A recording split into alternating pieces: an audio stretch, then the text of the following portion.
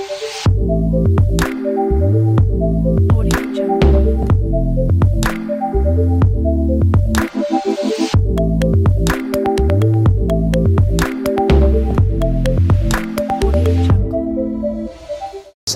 warahmatullahi wabarakatuh. Salam sejahtera buat kita semua.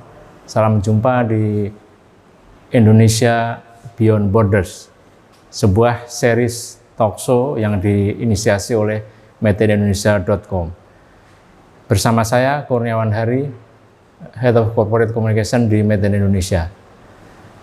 madeindonesia.com adalah sebuah platform B2B global e-commerce yang dimaksudkan untuk membantu para pelaku usaha di Indonesia dan juga UKM, usaha kecil dan menengah untuk bisa menjalankan ekspor dan mengembangkan bisnis mereka. Kita mendapatkan tamu yang istimewa. Beliau adalah Bapak Khairul Saleh, adalah Asisten Deputi untuk Pengembangan Ekonomi Masyarakat dan Kewirausahaan dari Kementerian Koordinasi Perekonomian. Kita sambut Bapak Khairul Saleh. Selamat siang Pak Khairul. Selamat siang Pak Kurniawan. Semoga sehat-sehat Pak ya. Sehat, alhamdulillah. Terima kasih sudah hadir di Indonesia Beyond Borders. Nah, kita akan berbincang-bincang sebentar Pak Khairul mengenai bagaimana sebenarnya situasi sekarang ini ya, pengembangan ekonomi masyarakat khususnya di masa pandemi ini dan mungkin dibandingkan nanti program ke depan seperti apa gitu Pak. Silakan Pak. Baik, untuk program yang memang kami kelola ya Pak sebagai bagian dari portofolio tugas fungsi kami pemberdayaan ekonomi masyarakat kewirausahaan. Memang untuk saat ini memang nggak lepas karena kondisi pandemi ya, karena pandemi dan untuk pandemi ini kan khusus di sektor UMKM pemerintah juga telah menggulirkan program pemulihan ekonomi nasional atau yang disebut PCPN. Penanganan COVID dan ekonomi nasional. Nah untuk yang konteks UMKM sendiri, di sini kan pemerintah telah memperluas akses KUR misalnya, terus kemudian juga bantuan produktif gitu ya, terus insentif pajak dan seterusnya.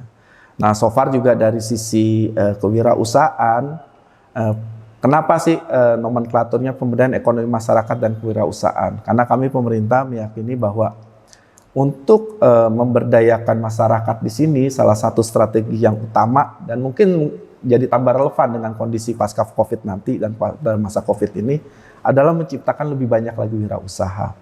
Along the way ini sejalan dengan target sasaran FRJMN di mana rasio wirausaha yang ingin dicapai sebagai target sasaran kita adalah 4% nanti di 2024. Itu. Selama ini bagaimana respon masyarakat khususnya pelaku bisnisnya terhadap program yang ditawarkan oleh pemerintah, Pak? Respon masyarakat sangat antusias ya Pak ya gitu. Terlebih memang saat ini kan para pelaku ya wirausaha pemula gitu ya, wirausaha mandiri dan dalam konteks skala bisnis ya pelaku UMKM di sini itu kan memang nggak bisa dibiarkan sendirian ya Pak Kurniawan ya. Artinya memang uluran tangan pemerintah, berbagai affirmative policy yang perlu didorong oleh pemerintah itu udah menjadi sebuah kebutuhan lah bagi teman-teman supaya mereka itu cepat pulih, supaya mereka itu bisa survive dan punya resilient yang lebih panjang lah. Dan harapannya juga ini setelah pasca pandemi juga mereka akan menjadi backbone nih, backbone pemulihan recovery kita nih ke depan gitu ya. Pada saat nanti pertumbuhan ekonomi kita sudah mulai bouncing nih ke atas gitu. Kalau dari catatan Kemenko, khususnya di Pak Khairul sendiri, UKM kita itu berapa sih Pak? Kan memang menjadi backbone tadi itu ya.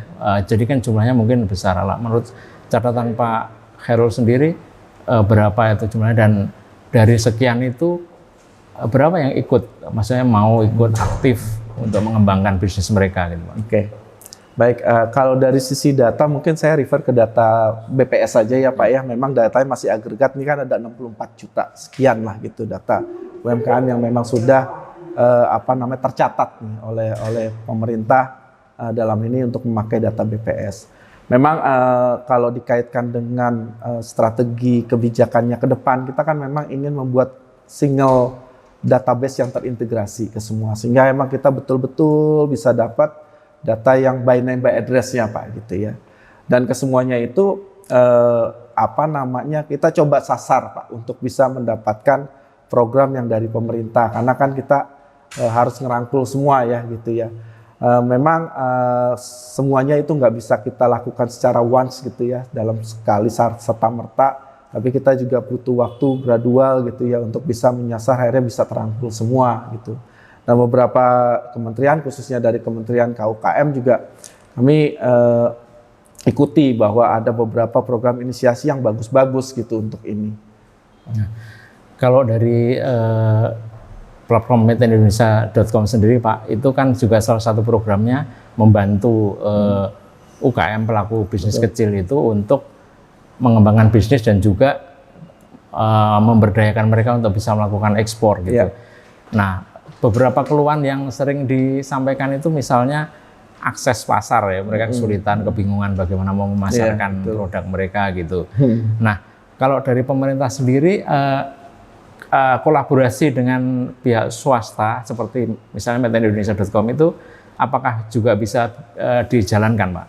Ya, betul Pak. Ini dalam konteks perluasan akses pasar yang memang dibutuhkan kan, dan betul untuk dalam hal ini akses pasar global ini kan juga sebetulnya menjadi sebuah tantangan lah bagi kita pemerintah maupun UMKM-nya sendiri.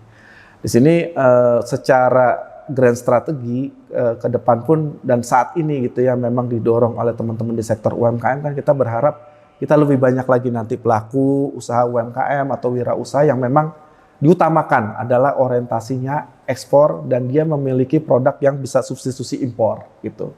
Nah, peran-peran ini juga nggak bisa kami kawal sendiri Pak di sini ya gitu ya. Di sini pemerintah mengakui ada keterbatasan resource dan seterusnya. Artinya peran aktif dari berbagai macam stakeholders juga dibutuhkan untuk bisa mensukseskan program ekspor ini khususnya bagi UMKM. Salah satunya adalah dari stakeholders bisnis, dalam hal ini Main Indonesia kami rasa perannya sangat bagus gitu ya untuk mendukung program atau mensukseskan program dari UMKM Go Ekspor ini gitu ya. Karena pendekatan digitalisasi kan tadi menjadi sebuah keniscayaan lah untuk bisa mempercepat untuk capaian supaya UMKM kita bisa ekspor.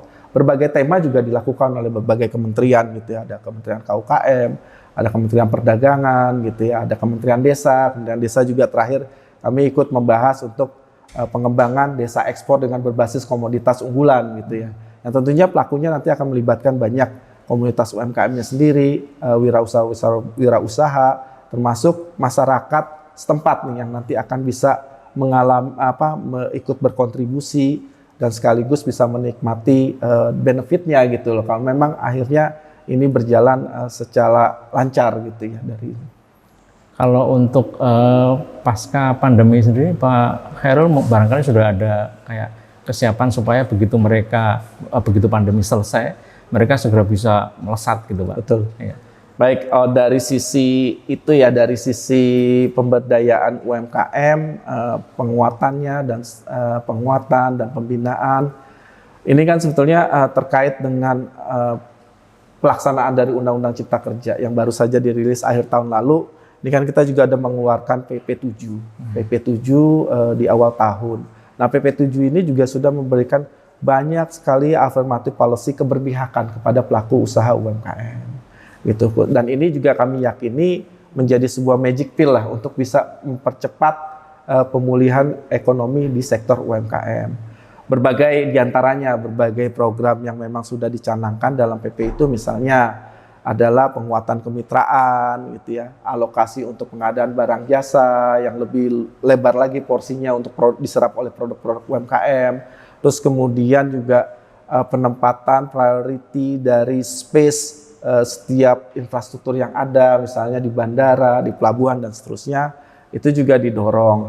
Termasuk pengembangan untuk collaborative processing. Artinya ada satu tempat yang tersentra yang bisa dimanfaatkan oleh pelaku-pelaku UMKM secara kolektif dan bersama-sama gitu.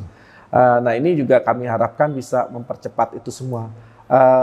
Berikutnya juga ada peluasan akses KUR yang bisa dimanfaatkan oleh teman-teman pelaku usaha UMKM untuk menguatkan kapasitas usaha dari sisi pembiayaan. Ini juga pemerintah telah menaikkan plafonnya juga gitu ya, dari mulai ke super mikro sampai akhirnya sampai yang komersial gitu ya. Itu. Ya Pak Khairul, kita semua berharap supaya pandemi segera teratasi. Kalaupun memang enggak secara secara menyeluruh bisa teratasi gitu, kita ekonomi bisa mulai berjalan bergulir gitu Pak ya. Nah, mungkin Pak Khairul punya harapan begitu pandemi selesai, apa kira-kira Pak harapannya supaya ekonomi bisa berjalan, khususnya kegiatan masyarakat ini Pak? Baik, harapan kami begitu pandemi selesai itu seharusnya kita udah bisa agak menggas lah gitu ya. Karena kan memang pada masa pandemi ini juga kami pemerintah kan juga coba untuk membalancing antara aspek kesehatan dengan aspek ekonomi. Artinya dari sisi ekonomi kan memang kita tidak mendorong ini betul-betul berhenti gitu ya, betul-betul berhenti ekonominya. Karena itu akan bisa memperparahkan keadaan pertumbuhan ekonomi kita. Nanti dengan pasca pandemi dan kelihatannya sebetulnya udah terlihat gitu ya dengan kebijakan terakhir PPKM kan, pembatasan kegiatan berskala mikro itu sudah mulai kelihatan, vaksinasi gitu kan sudah mulai masif tersentuh kepada seluruh masyarakat. Ini kan membuat dan mendorong masyarakat makin yakin untuk bisa berkegiatan gitu. Khususnya untuk beraktivitas secara ekonomi, dan ini bisa diteruskan, sinyal-sinyalnya juga sudah kelihatan, pertumbuhan ekonominya terus membaik dan seterusnya. Dan pada nanti betul-betul pandeminya selesai, tentunya ini yang betul-betul sudah recovery Pak, harapan kami. Selain itu juga karena memang ini sudah dicanangkan program penumbuhan wirausaha baru dan seterusnya, baik itu misalnya melalui penguatan peran dari lembaga inkubator wirausaha yang nanti akan bisa dikelola oleh baik itu pemerintah, oleh swasta dan seterusnya. Ini juga nanti pasca pandemi kami berharap akan lebih banyak lagi entrepreneur baru yang bisa memberikan kontribusinya gitu terhadap pertumbuhan ekonomi, menyerap tenaga kerja gitu. Bahkan juga terkait dengan ekspor, dia juga bisa mengisi keterisian gap dari neraca ekspor kita gitu. Iya, kalau melihat semangat masyarakat untuk kegiatan ekonomi itu sangat besar Pak ya, sangat tinggi ya. Terlihat kayak di pasar Tanah Abang itu yang begitu padat meskipun masih pandemi gitu. Betul. Padahal kayak Pak Khairul tadi sebutkan, fokus kita kan mengembangkan ekonomi tapi sekaligus tetap kesehatan tetap harus dijaga gitu Pak. Nah, untuk mungkin closing statement Pak Khairul supaya ada keberimbangan tadi di antara kedua itu bagaimana Pak? Baik, keberimbangan artinya kegiatan ekonomi sebaiknya jangan dihindari untuk betul-betul berhenti, dihindari untuk berhenti gitu ya. Itu harus tetap berjalan karena at the end kan memang ini sangat dibutuhkan juga gitu oleh pelaku ekonomi kita gitu ya. Semuanya baik itu yang berskala kecil, menengah maupun besar. Namun memang prokes harus ditaati Pak gitu ya. Berbagai macam gitu pendekatan baik itu dari sisi kebijakan maupun pendekatan sosial juga kan itu kan terus dikomunikasikan lah bahwa kita harus taat pada prokes. Salah satunya kan PPKM kita ya, bahwa untuk setiap kegiatan juga tetap harus ada batasan-batasan gitu. Dan selanjutnya mungkin ini menjadi sebuah yang terpenting juga ya, dampak dari pandemi ini itu secara aktiviti ekonomi kan juga masyarakat perilakunya mulai bergeser. Pendekatannya lebih kepada less ekonomi kontak gitu ya. Jadi memang kontaknya itu nggak fisik lagi gitu. Pemanfaatan digital teknologi udah menjadi sebuah hal yang nggak bisa dihindari nih Pak Kurniawan ya, untuk bisa dimanfaatkan untuk melaksanakan kegiatan ekonomi. Gejala-gejala itu selalu ada. Artinya kami ingin menghimbau masyarakat supaya dalam melakukan kegiatan ekonominya juga di samping memperhatikan protokol kesehatan, juga udah harus memanfaatkan, melihat sisi manfaat dari teknologi digital juga gitu. Kalau memang bisa dimanfaatkan secara melalui platform e-commerce misalnya gitu ya, platform-platform aplikasi yang lain, ya kenapa tidak, itu bisa menjadi pilihan. Dan kecenderungan itu secara statistik pun memang sudah meningkat Pak, artinya ini juga harus dimanfaatkan gitu ya.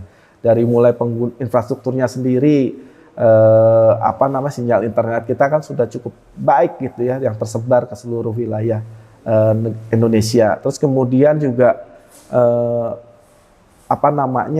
jumlah handphone, jumlah gadget itu kan juga lebih banyak daripada jumlah penduduk kita gitu ya. Dan pemain-pemainnya juga sudah semakin banyak.